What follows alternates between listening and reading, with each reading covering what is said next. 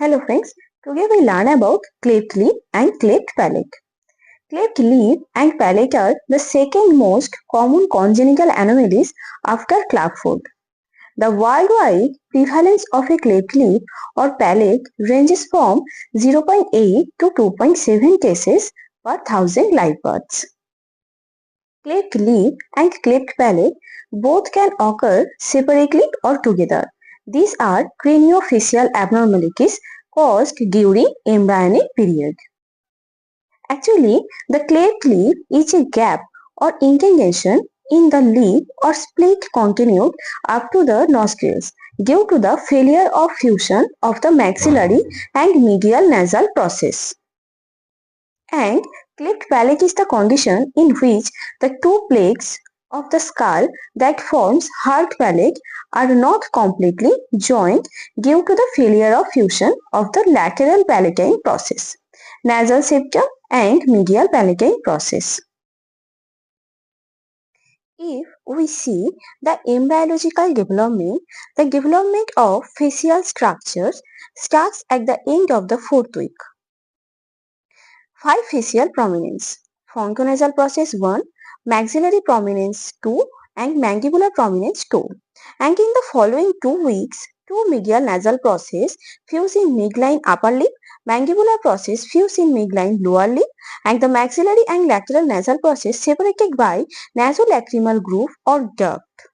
Frontonasal process, the bridge of the nose, and medial nasal process, tip of nose and fulcrum of the upper lip, and the lateral nasal process, ala of nose. This is the normal embryological development of facial structure. In case of primary palate, at the end of the 5th week of intrauterine life, the medial growth of the maxillary and nasal process forms the intermaxillary component or single globular process, and then the primary palate gives rise to the premaxilla and anterior the medial portion of the maxilla that encloses the 4 upper incisor. And in case of the secondary palate, during the 6th week, 2 lateral palatal cells develop behind the primary palate from the maxillary process, and then a secondary nasal septum grows down from the roof of the stomachum behind the primary nasal septum, dividing the nasal part of the oronasal cavity into 2.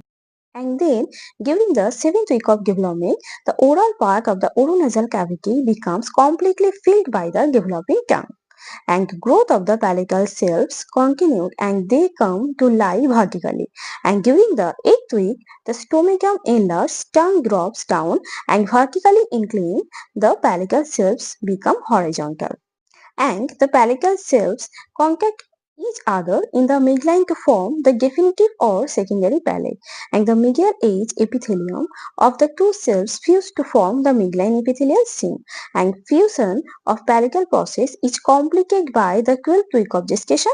Failure, disruption or the interruption of any of these fusion points can result in clefting.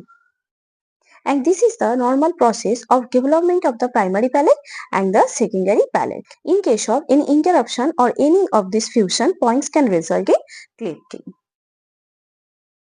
Now we learn about the pathophysiology of cleft lip and cleft palate. Due to the presence of the risk factor, these risk factors are the genetic risk factors and the environmental risk factors. In case of the genetic risk factors, these are the cell proliferation, cell differentiation, cell patterning and extracellular matrix. In cell proliferation, there are the disruption of the ectodermal to mesodermal signaling. In case of the cell differentiation, non-conference of palatal mesenchyme, and in case of the cell patterning, misallocation of cell population, and extracellular matrix, there are the delay the epithelial degradation. And from the environmental risk factor, exposure to the medications like the methotrexate or the anti-seizure medications, retinoic acid excess or the vitamin deficiency, maternal obesity, maternal ETOH, the use during the pregnancy, and the maternal cigarette smoking during the pregnancy. These all are the causes for the defective growth of palatal cells, delayed or total failure or the cells to elevate, and horizontal position, lack of contact between the cells, post-fusion rupture of cells, and failure to mesenchyme consolidation. And also for these causes the maxillary and mesial frontonasal prominence non-fusion, and due to this the cleft lip occur, and non-fusion of the palatine cells the cleft palate occurs. Due to the cleft lip there is the plus minus compromised lip seal, and for this all reason there are also the non-fusion palatine cells are happening, and for this reason the cleft palate seen. In case of the cleft palate, there are the abnormal tensor veli, the palatine insertion, and due to this the Eustachian tube dysfunction and non-equalized pressure or the outer and inner ear, and for this reason the reduced sound transmission via eardrum, and Eustachian tube dysfunction, for this reason the otitis media happening, and due to the otitis media and also the reduce the sound transmission via eardrum, ultimately the conjunctive hearing loss seen. And also sometimes there are the maladaptive articulation behavior occurs, and for this reason the abnormal resonance and airflow seen, and due to the abnormal resonance and the airflow there ultimately the speech difficulties also seen. And for the cleft palate there are inadequate closure of velopharyngeal port. The velopharyngeal port are inadequate closure are seen, and for this reason the velopharyngeal incompetence, and for the velopharyngeal incompetence there are the abnormal resonance and airflow and also the nasal regurgitation. And for the velopharyngeal incompetence there is also decrease the oral negative pressure. And due to the nasal regurgitation there are also altered the bacterial flora and chronic inflammation of the Eustachian tube. So this is also the causes for the otitis media. And from the cleft palate also there are compromised alveolar ridge are seen, and for this reason the gingival abnormalities are happening, and also for this compromised alveolar ridge there are the poor nephro compression and reducing the fluid release, and for this reason sucking difficulties are also seen. There are some specific notes. 46% of orofacial clefts have both cleft lip and palate.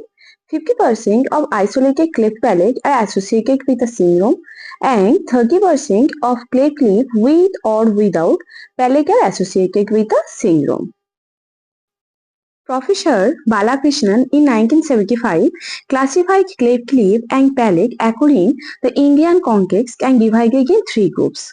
Group 1, only cleft lip which may be unilateral, right or left, or bilateral or midline. It occur 25% cases. Next, group 2, only cleft palate which may be also can be unilateral, right or left, and bilateral or submucosal. This is also seen in 25% cases.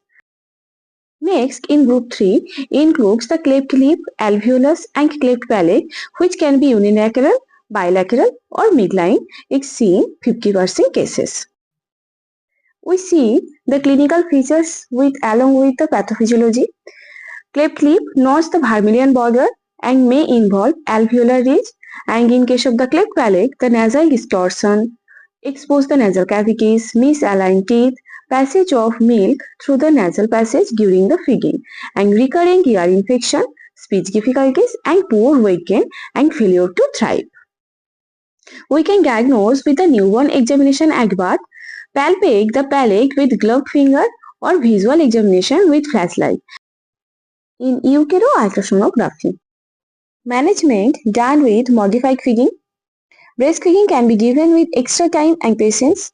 Hold the baby in upright position and burp frequently in between feeding to prevent the ear trapping and choking. For bottle feeding, large hole specially designed for cleft lip and palate child should be used. Haberman feeder is a specially designed bottle with a valve to control the air entry. Nut method, which can be adjusted with size of the hole by making a crisscross cut in midline, can be used with regular bottle. In case of cookery spoon feeding, the long straight handle spoon is used. In surgical management, cleft lip repair or the chiloplasty done at 10 weeks of age following the rule of 10. The child should be at least 10 weeks old, weigh at least 10 pounds, and has at least 10 gram hemoglobin. And cleft palate repair or palatoplasty, it is repaired at approximately between 9 months and 12 months of age. Speech and hearing treatments also given.